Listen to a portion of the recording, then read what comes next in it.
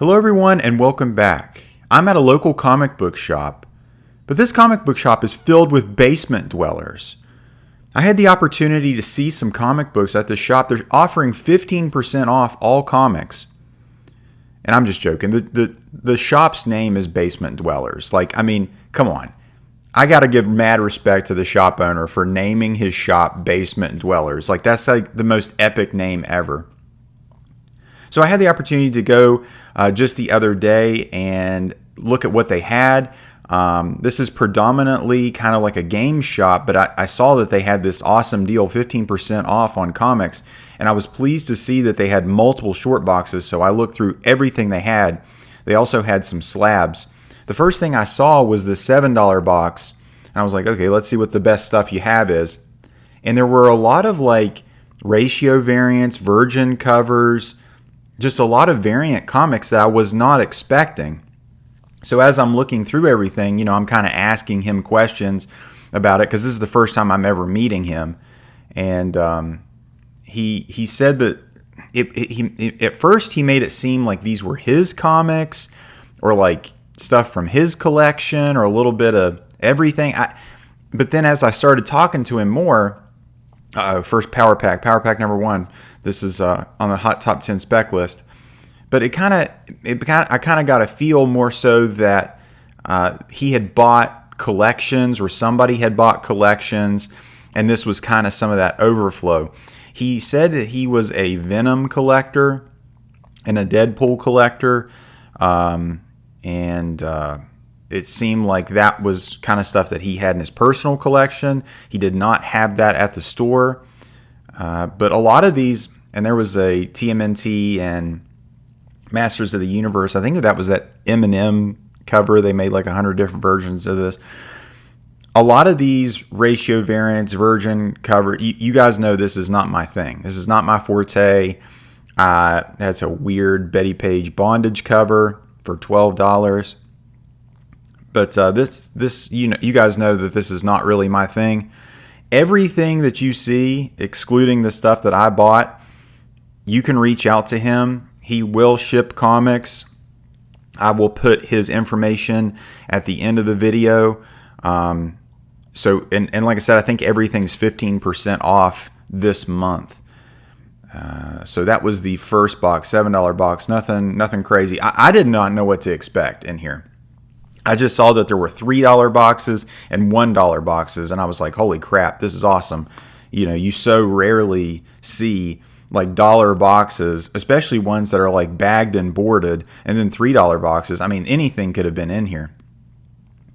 When I was looking through this, the first thing that was kind of becoming apparent was this is stuff mostly from from the comic book boom to now, and then there was older stuff big chunks of that Copper Age, borderline Bronze Age, Avengers run, and then there was some Transformer stuff. There's the Department of Truth.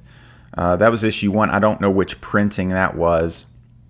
That Deathstroke book was actually a pretty good book. As I've gone back and rewatched this video, I missed some stuff. There was a lot of New Mutants. This feels like a collector's collection. This is what this felt like. And then there was just haphazard stuff where you could tell this was from just a couple different collections. Some Red Sonja books. There's multiple copies of Pit number 1. Then that Punisher book, I think that's a $5 book. Hey, there's Annie number 1. That Amazing Spider-Man cover. Remember that ASM 55 when everybody cared about that? There was the 3 colors, the white, the red, and the blue. There was some older Dark Horse stuff too. There's some Predator and Alien. This is the Avengers stuff that I was telling you about, that late 200s, early 300s. That's a minor key issue there. And then there was some indie comics this Long Lost 1 through 6. I think that issue number 1 is $15, $20 book, and then the Black Cotton. So this was all that political grift that they were really pushing in the early, right when the pandemic happened, and then the riots and stuff. That was the political grift they were pushing, which that grift has really kind of dried up for both sides. But yeah, there was several of those kind of books that had fake speculation there. And this was the Slabs. I mean, I was kind of asking him, did he like submit these? He apparently submitted all of those himself, so I don't know, what that was about. Here's some Alpha Flight. I have the first appearance of Alpha Flight, whatever X-Men issue that is, 120 or something like that. I don't know a thing about Alpha Flight. Never read an Alpha Flight comic. I think it was like the Canadian superhero team or something. Looks corny as hell. Let me know if I'm wrong. But sure looks corny. And then we get back into and there were even earlier Avengers than that. Honestly, when I was looking through here, I was expecting to find like a first Taskmaster. That's kind of what I was training my eyes on. But these were all dollar books. I mean, that seems like a pretty good deal if you're an Avengers collector. This was that Skybound #1, that Robert Kirkman, the Rick Grimes. Is that still a thing? Like, I know a lot of people have said good things about Void Rivals. Is that in the same universe? Let me know in the comments. This is Nomads. There's that Night Stalkers. That kind of reminded me of the Corinthian and the Sandman. I'm a sucker for those homage covers. That looked like, what's it called? That she was just in the new Superman movie. One of the female villain, I can't remember her name. That was on her on the cover. And then we got some, was it Gen 13? There's several Miracle Man issues, which I was kind of happy to see. So first 3 boxes, nothing crazy. There was the Friendly Neighborhood Spider-Man was a No Way Home. Basically, when there was like some spec on that where it was like, oh, this is what they're going to use for the movie, which I don't know. Apparently that run was not very good. This was the other comic book boxes. This is the $5 box. Honestly, I didn't know what to expect coming in here. The shop was very, very small. Like I said, it was basically they're trying to do a little bit of everything, which most comic shops have to do nowadays, where they're trying to do Magic, they're trying to do Warhammer, Pokemon, obviously, just a little bit of anything that can get traction. This is the first thing that kind of caught my eye, was this New Mutants #1. It looked like in pretty good condition, and then I started finding some Mortal Kombat books, this Goro issue. I had to look a couple of these up because I'm not super knowledgeable of the Mortal Kombat. I just know there's a few of them that are very, very valuable.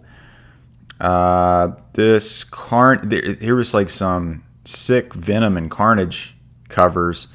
Spider-Gwen, Suicide Squad, like Harley Quinn. And then there was I think the complete little mini-series of Hawkeye versus Deadpool. I don't know if that's a good read or not. Who wrote that? Duggan? Then there's like just some random like late 90s, early 2000s Venom. And then there was some decent Star Wars Dark Horse stuff.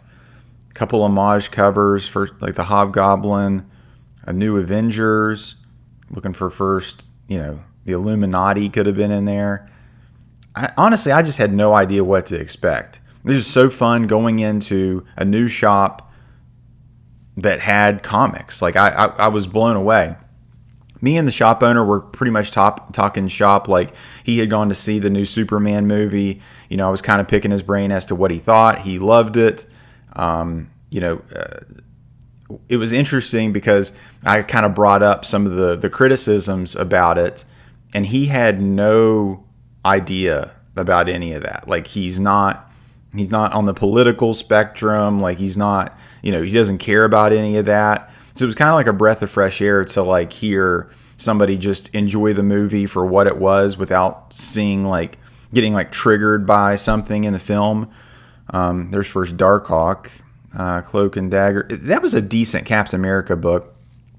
And there was some Uncanny X-Men, Transformers. There's Scotty Young, Wildcats. That's not even.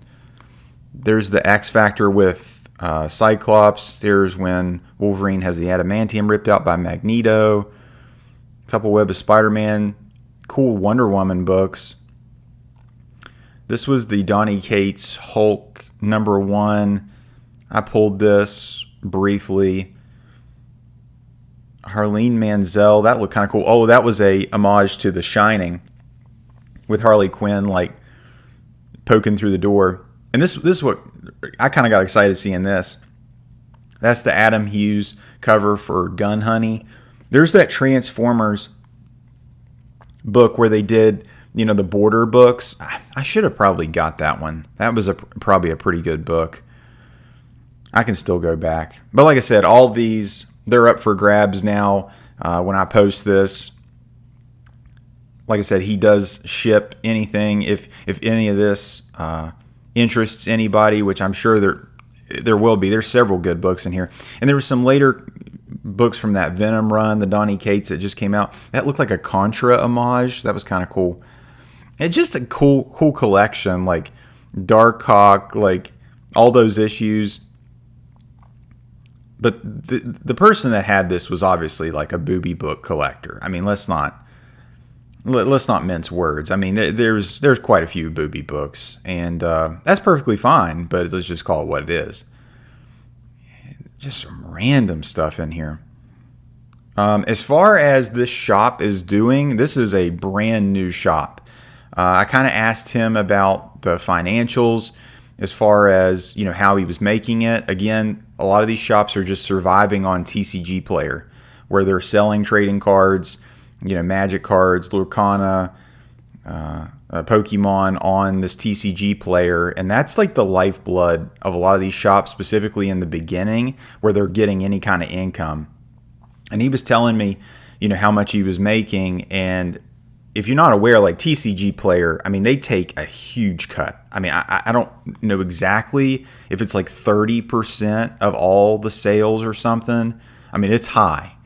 And TCGPlayer is the best place to get like trading cards because they're kind of priced down. That's like, it sets the market. I really wish that comics had like an equivalent of a TCGPlayer. And TCG tried to get comics on their site, but it just failed. They were trying to do it in the boom, trying to catch the zeitgeist, but it just failed. It's not a 1-to-1. It's just not equivalent to a trading card. And it's unfortunate because, I mean, it really sets a market. Like, there is a true market on there. And eBay, there's just so many scams and so many variables that it's just too hard to trust. And I don't feel like it's an accurate representation of the market of what a comic is really worth. This was another really good dollar box. Like, you'd be hard pressed to find better dollar boxes than this guy had. So pretty impressed with that. And then here towards the very end of this, I hit something. This is that white. This was the sequel to Black. This was again part of that political grift. We'll take a look at that. I definitely bring that home. That's the first print and the second print. All right, everybody, we are back at the Sticky Goose Man Cave, and this is the haul.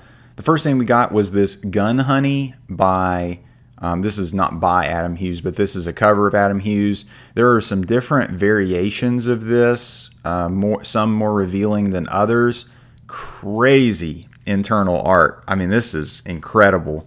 You know me, I'm not necessarily the biggest booby book guy, but this one caught my eye and was definitely pretty cool. So picked that one up, I think $4. This is the New Mutants #1 issue. Very nice issue. Near mint minus, maybe. I had this issue before. This is not the first appearance of the New Mutants. I think that is in like Marvel graphic novel 4 or 6 or something. I can't remember. But yeah, this is pretty decent copy of that. Had some spine stress lines on the back, but I mean, this is a nice copy of this book. Not a rare book at all, but I thought it was pretty decent, especially for $4. And the next books that I got was what I was talking about before. So this is by Black Mask. This is white, and it's the sequel to Black. Is the only person to stand in the way of president's policies to control super-powered blacks are Kareem Jenkins and his allies. Limited to 2,500 copies.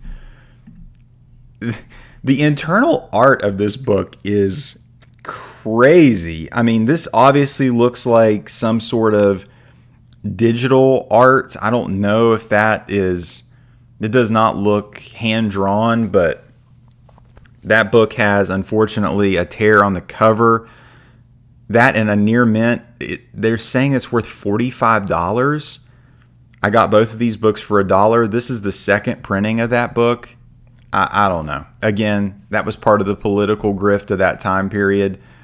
And, of course, you know me, I had to pick up some Magic cards. They had so many Magic singles. These are the Theros Beyond Death basic lands, these full art lands. These were beautiful foil lands. But yeah, anyway, this was a treat to go see this shop. I'm going to show some of his information here. If you saw anything that interests you, please reach out to him. Here is his information on his business card. It's his phone number, this QR code, his TCGPlayer, email. I mean, he put everything on here. So if any of that, if you saw anything that interested you, please reach out to him. Thank you guys for watching. If at any point in time you like this video, give it a thumbs up. And if you like this video, subscribe for more. Take care.